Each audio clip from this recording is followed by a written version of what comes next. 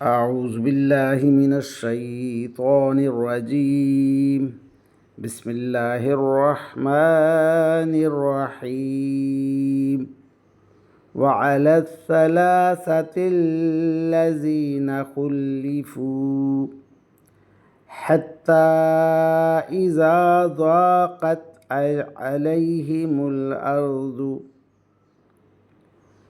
بما رحبت وضاقت عليهم أنفسهم وظنوا أن لا ملجأ من الله إلا إليه ثم تاب عليهم ليتوبوا إن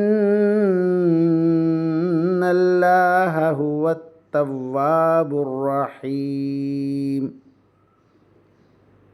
يا أيها الذين آمنوا اتقوا الله وكونوا مع الصادقين. آمنت بالله صدق الله مولانا العظيم وصدق رسوله النبي الكريم ونحن على ذلك من الشاهدين والشاكرين والحمد لله رب العالمین۔ ابھی آپ کے سامنے سورہ التوبہ کی آیت نمبر 118 اور 119 کی تلاوت کی گئی۔ انشاءاللہ کچھ ہی دیر بعد عزت مآب روشن نواز صاحب انہی آیات کا ترجمہ، تشریح اور تفسیر بیان فرمائیں گے۔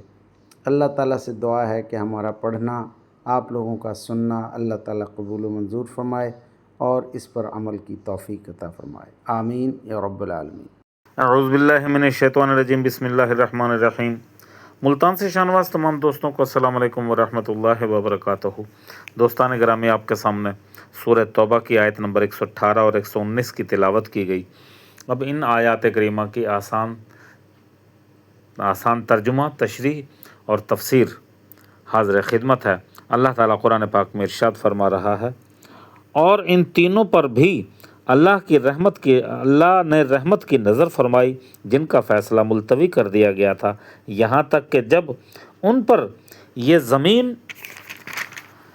ساری وسعتوں کے باوجود تنگ ہو گئی، ان کی زندگیاں ان پر دوبھر ہو گئیں، انہوں نے سمجھ لیا کہ اللہ کی پکڑ سے خود اسی کی پناہ میں آئے بغیر کہیں اور پناہ نہیں مل سکتی، تو پھر اللہ نے ان پر رحم فرمایا تاکہ وہ آئندہ اللہ ہی سے رجوع کیا کریں۔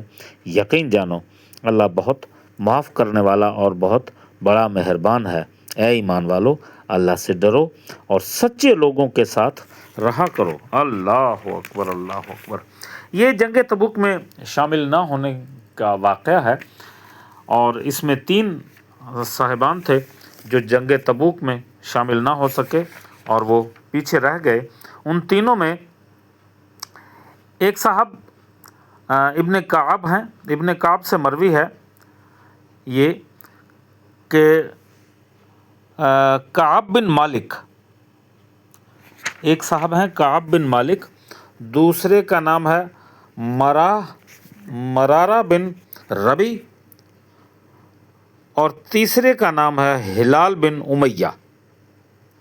اللہ اکبر۔ اب ان تینوں نے شرکت چونکہ نہ کی غزوہ تبوک میں، اور ہیلے بہانے بناتے رہے، حضور علیہ الصلاۃ والسلام کو ان کا پتہ تھا اور پتہ لگ گیا کیونکہ وحی نازل ہو گئی۔ تو اب ان کی توبہ کے بارے میں یہاں پر ارشاد ہوتا ہے۔ ان تینوں صاحبوں کی طرف اشارہ ہے جن کے بارے میں آیت نمبر 106 میں فرمایا گیا ہے کہ ان کا فیصلہ ملتوی کر دیا گیا۔ جیسا کہ آیت نمبر 106 کی تشریح میں عرض کیا گیا ہے، ان تینوں حضرات کے بارے میں حضور علیہ الصلاۃ والسلام نے یہ حکم دیا تھا کہ جب تک اللہ کی طرف سے ان کے بارے میں کوئی واضح حکم آئے اس وقت تک تمام مسلمان ان کا معاشرتی بائیکاٹ کریں۔ چنانچہ 50 دن ان حضرات پر ایسے گزرے ہیں جن میں کوئی مسلمان ان سے نہ بات کرتا تھا نہ کوئی اور معاملہ۔ ان 3 حضرات میں سے ایک حضرت کعب بن مالک رضی اللہ تعالیٰ عنہ نے اس زمانے کے حالات صحیح بخاری میں ایک لمبی روایت کے ساتھ تفصیل کے ساتھ بیان فرمائے ہیں اور بڑے سحر انگیز بیانات ہیں۔ یہ بتلایا گیا کہ اس عرصے میں ان پر کیا قیامت گزری۔ ان کی یہ حدیث ان کے ایمانی جذبہ اور نفسیاتی کیفیت کی انتہائی مؤثر اور فصیح و بلیغ تصویر ہے۔ یہ پوری حدیث یہاں بیان کرنا تو ممکن نہیں، البتہ معارف القرآن میں اس کا تذکرہ موجود ہے۔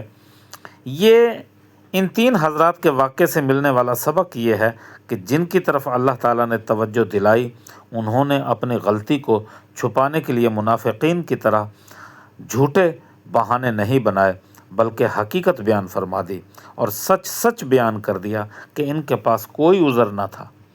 ان کی اس سچائی کی برکت سے اللہ تعالیٰ نے ان کی طرف نہ صرف توجہ فرمائی اور توبہ قبول کی، بلکہ سچے لوگوں کی حیثیت سے قیامت تک کے لیے ان کا تذکرہ قرآن کریم میں زندہ و جاوید کر دیا۔ اللہ اکبر۔